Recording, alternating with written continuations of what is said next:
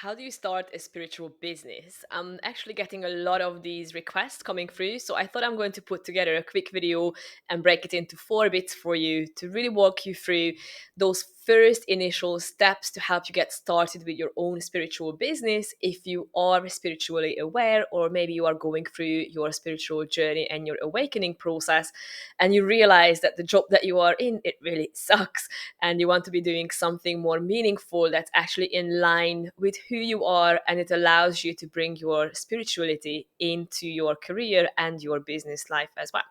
My name is Timmy. I'm a spiritual business mentor, and I'm creating these how-to videos for you as well to really serve the conscious community out there better. So with that said, let's dive into part one, which is going to be about figuring out how to use your passion in a purposeful way that you could be turning that into your business. So on the right, you can see that there are 4 key stages for you to get going with your spiritual business idea. And the one that I'm going to cover in this video is going to be about the first one, which is your passion.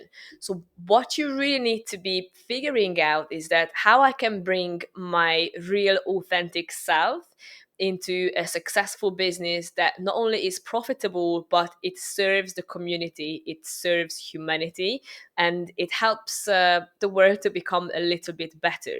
Okay, the only way you can do this in a fulfilling way is that you are really going to bring your authentic self into everything that you do. So before you even start coming up with business ideas or business names or services or pricing or anything like that, take a few moments to really figure out how can I bring everything that I enjoy doing in life, everything that sets my soul on fire, into my work activities.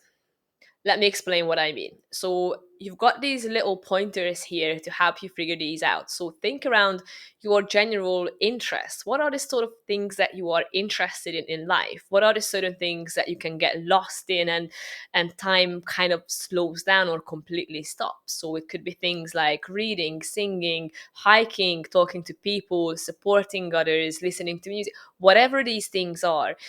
Be completely aware of what are the things that actually interest you, or it could be topics as well. So don't just limit yourself to hobbies, but in general certain topics that you might be interested in. So when you have this list of things that interest you, it will be easier to pick a few of them that you could bring into your work activity as well. Then go through your sort of natural talents that you have. So people that you might, those things that people might tell you that you are really talented at this, you are naturally really good at this, or you know that you have a certain ability to bring things to the surface without any effort. For me personally, one of my talents is being able to see the big picture and planning on a sort of high level strategy. It's not something that I learned, it's just a natural talent that I have. Then look at your skills as well. Maybe you have some work experience already, or you gained some throughout your studies, or maybe just by being around other people and you picked up a few skills. So skills could be communicating, skills could be being able to translate data into something more meaningful.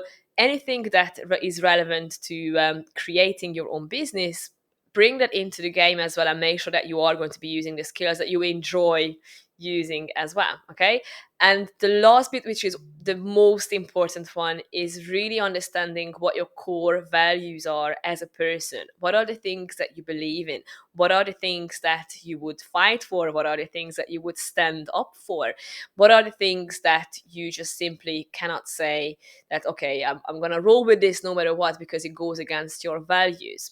For me, one of my biggest values is being authentic in everything that I do. So I'm doing that not just in my business, but also in all of my relationships, friends, family, partnerships, anything like that. So make sure that you are aware what these big 4 things are right there. And then when you have this figured out, you can start listing it to know how I can turn all of this into a business or work activity that is going to not only serve the community, but create financial independence for you as well. Okay, so in the next part of this video, I'm going to be going through the purpose and what that actually means and how you should be bringing your purpose into your business.